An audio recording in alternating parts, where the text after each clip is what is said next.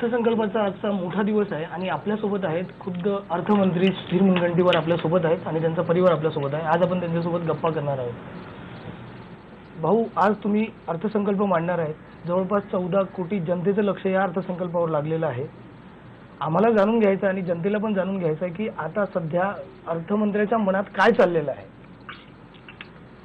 मी आता जसं सुखाने भोजन करतोय, माझी एकच इच्छा आहे की या महाराष्ट्रातल्या प्रत्येकाला 2 वेळच्या सुखाच्या भोजनाची व्यवस्था करण्याइतपत प्रत्येकाची आर्थिक शक्ती मजबूत व्हावी।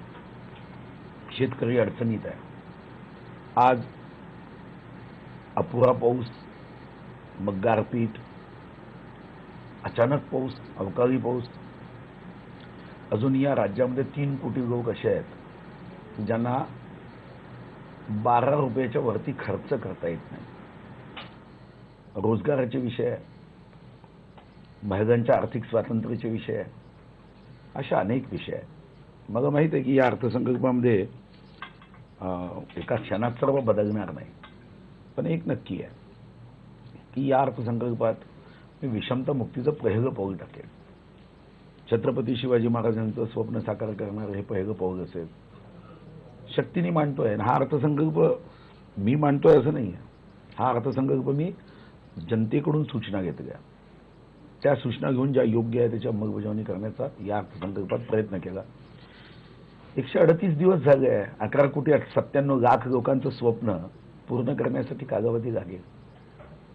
मागचं सरकार 20 किलोमीटरच्या वेगाने जर विकासाची गाडी नेत होती, तर आम्ही 100 किलोमीटरच्या वेगाने नेऊ असा प्रयत्न आहे।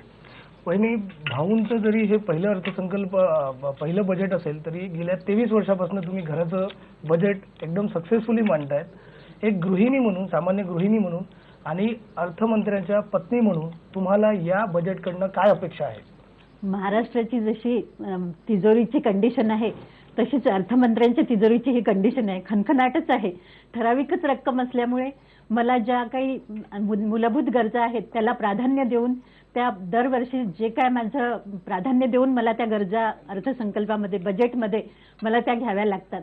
आणि कसा खर्च कमी करता येईल यावर भर असतो आणि बचत कशी करता येईल, यांनी जे काही मला पैसे दिलेले असतील त्यातून बचत कशी करता येईल हे मी पाहते आणि भविष्याची तरतूद त्यातून करते। असा मी अर्थसंकल्प तयार करते माझ्या घरचा।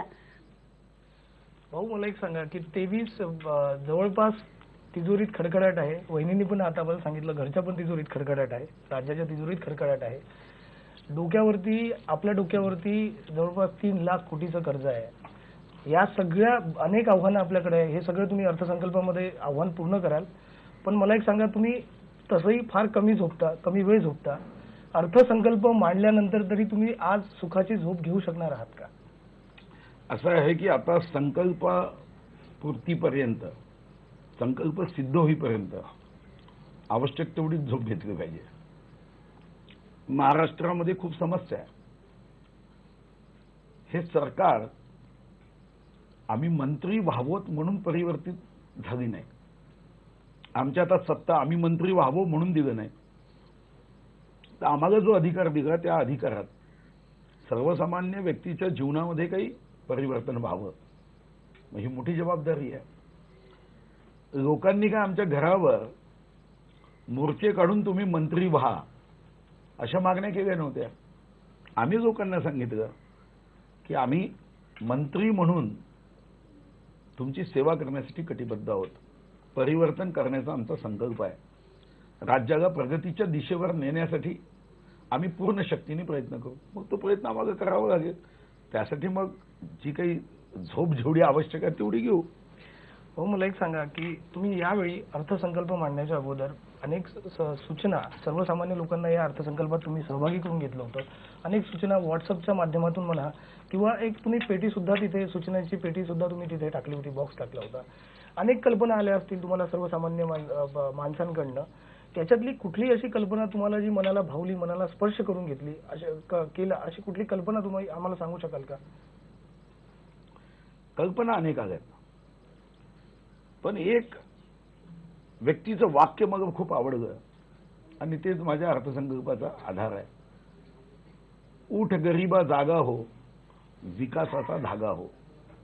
तो असं म्हणाला की अर्थसंकल्पामध्ये जोपर्यंत सर्व गरीब लोकांना आपला हा अर्थसंकल्प आमचा आहे असं वाटणार नाही, तोपर्यंत काही मुठभर लोकांच्या साठी अर्थसंकल्प मांडला जातो ही भावना काही दूर होणार नाही.